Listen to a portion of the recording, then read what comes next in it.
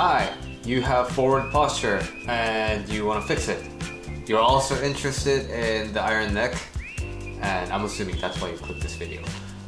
Conclusion first is iron neck is good for other things, but it didn't help with the forward posture. So I want to share what actually worked really well for my forward posture, and I want to share what the iron neck is actually really good for. So I've been a software engineer for like over a decade now, and I've always worked with computers since I was little. And so naturally my spine kind of gravitated forwards as I was, like looking into the monitor. So like, removing my hair, it's always kind of like this. So in Korean, this is called like the turtle neck because your like neck is forward like a turtle. And so what I tried is like, the thing where you grab the towel and then you wrap it around your neck and then you do this kind of stretch. And then the other ones where you like stand in front of a wall and then you kind of do this.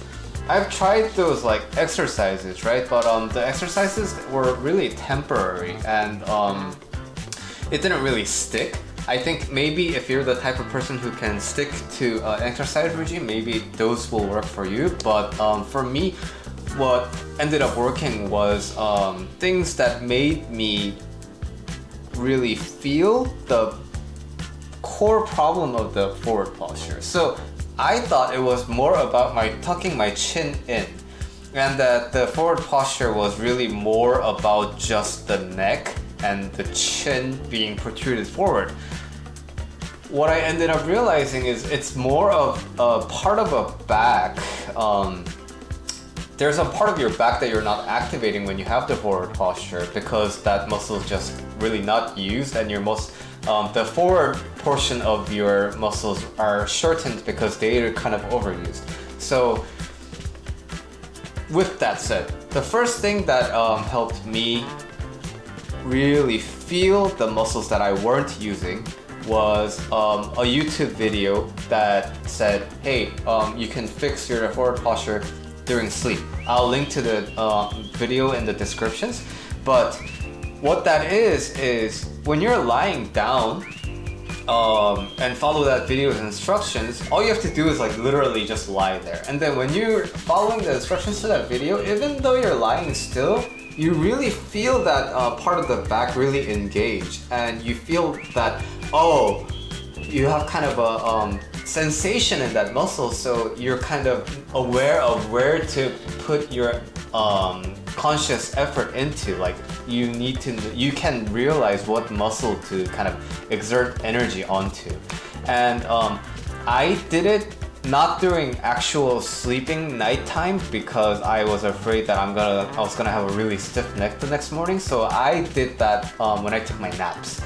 So when I take like a 30-minute or like an hour nap, I always did it without the pillow and followed that video's instructions. And that video really gave me an awareness of like, okay, so this is the part that's really helping the posture, and also that I was not really using at all. The second thing that helped me with the forward posture is actually breathing. I breathe through my belly. I thought that was kind of the best way to do breathing. So you know how like a lot of videos they ask you to do this, and then when you breathe, this hand should kind of stay the same, and you should breathe like so that you would use your belly, right?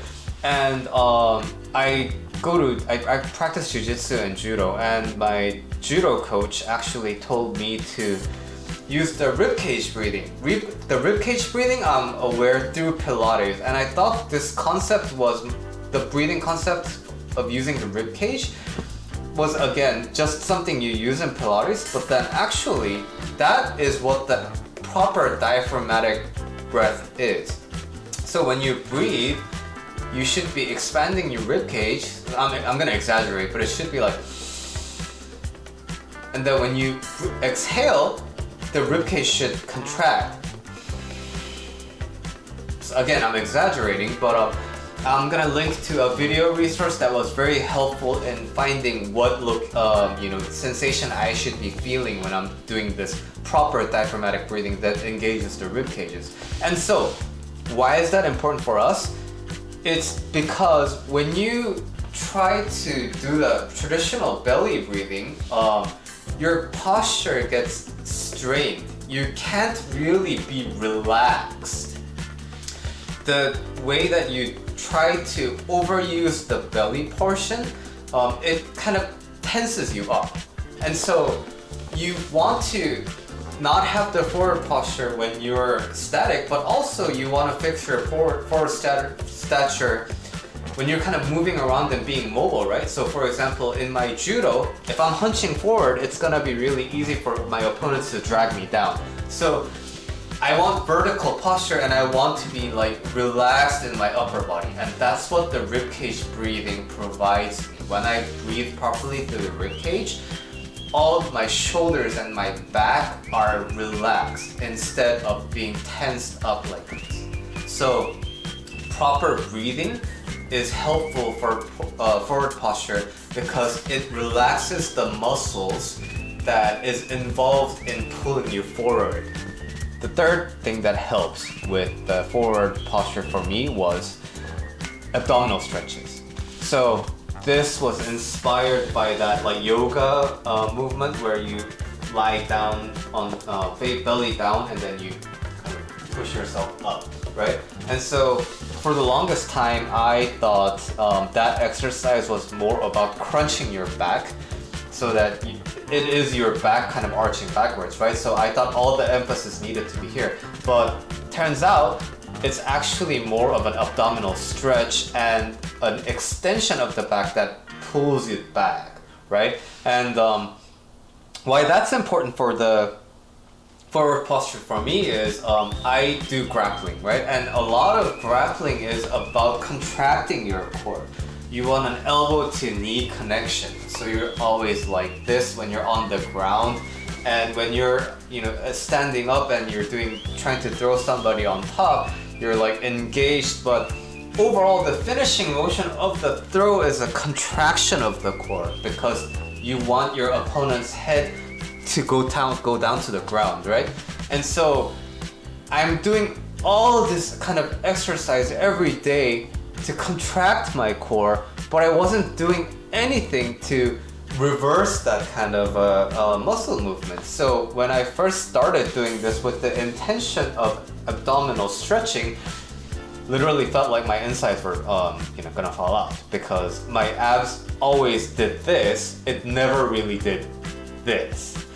And when I got enough mobility in my abdomen so that I could bend upwards a little bit more than I used to, that's when I really noticed that there's a better balance between the forward portion of my body and the backward portion of the body. Because when there is a lot of tension that's trying to bring it in, naturally my neck and my shoulder and everything tends to round up. But when my belly can be comfortable while being in a stretched position, the back can take over and pull the posture back to a neutral state a lot more easily.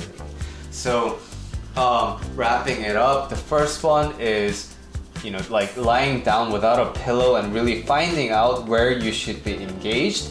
And the second is breathing so that your upper body can be relaxed while you're breathing and while you're trying to maintain a correct posture. And the third one is abdominal stretch to counteract the contraction of the core. And now, why the iron neck didn't really work out? Iron neck is great if you have stiff neck. That's what I realized. Because a lot of the times, you sleep funky or you kind of do a jerky motion and then you hurt your neck a little bit. When you have mobility problems in your neck like that, iron neck is actually really, really great. And if you're a grappler like me, and you spend a lot of time on the ground and you're trying to do a bridge or roll on your back and you're afraid of kind of folding your neck, then iron neck is a really great preventative tool because you really develop the muscles to keep your neck stable. It's not meant to be like a posture correctional kind of a thing, because even with the string tension in my head, even when this is fully engaged and you try to tuck it in, there's only a little, kind of a limited posture you can take with this setup. All you can do is just kind of like stand back and kind of increase the distance so that you get more tension.